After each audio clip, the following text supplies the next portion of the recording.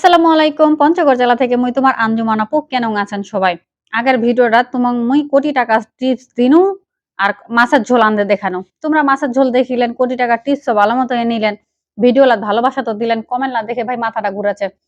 বেশিরভাগ ভাইলা বহিনলা লিখেছে, এগে মাই আঞ্জু তুই যে এত সুন্দর সুন্দর রান্না বাড়া করলো, মজার মজার আন দিলে হবে, রান্নাঘরটা পরিষ্কার করবে লাগবে নি, চুলাটা মানে পরিষ্কার করবে লাগবে নি, ঘষিবা লাগবে নি, মাজিবা লাগবে নি, কান্তাইটা কি তাই কালা, আর কত রকমের কথা। ও ভাই তোমরা এত তোমার চোখ যায়, তোমার চোখ লাগে শকুনের চোখের মতো, কোনটি কোনটি থেকে কোনটি চলে যাচ্ছে।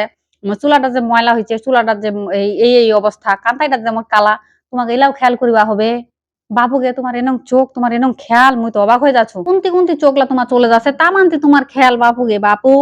আসল কথা ওইটা নয়, আসল কথা হয়েছিল ভাই মুই খুব অসুস্থ ছিল গত একটা সপ্তাহ ধরে, প্রায় আমি অনেক অসুস্থ ছিল, বুঝা পাইছেন। এইখানে হয়েছে কি, রান্না বান্না করা হইলেও চুলাটা ওইভাবে পরিষ্কার করা হয়নি, ঠিক আছে। আর একটা বেশি ময়লা হয়েছে, চুলাটা দুধ দিছিল বলক বলক উঠে দুধটা এমন পড়ে গেছে, পরে যায় না চারি পুড়ে গেছে, দুধের সরগেলা পরে আর কি, এরকম এখানে বেশি ময়লা হয়েছে। আরেকটা কথা হলো, অসুস্থ থাকার টানে এটা পরিষ্কার করা হয়নি। মুই কিন্তু সবসময় পরিষ্কার পরিচ্ছন্ন রাখো, তোমরা দেখেন মাঝে মধ্যে রান্নার ভিডিও দেখলে খেয়াল করিবেন।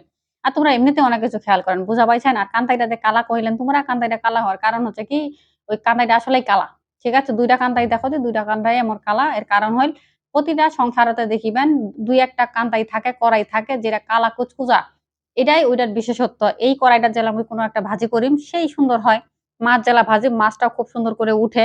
তো এইটার একটা আলাদা বিশেষত্ব আছে। কিছু কিছু গৃহিণী আপু যদি এই ভিডিওটা দেখেন তাহলে বুঝা পাবেন, বুঝা পালেন, তোমরা সে খালি বকেছেন ফাঁকতে। তো যাই হোক, এই হচ্ছে আসল ঘটনা, বুঝা পাইছেন। তো আর একটা টিপস মুখ দেন, আগের দিন আমি কোটি টাকার টিপস দিছো, আজকে তোমরা আমার কোটি টাকার টিপস দিবেন।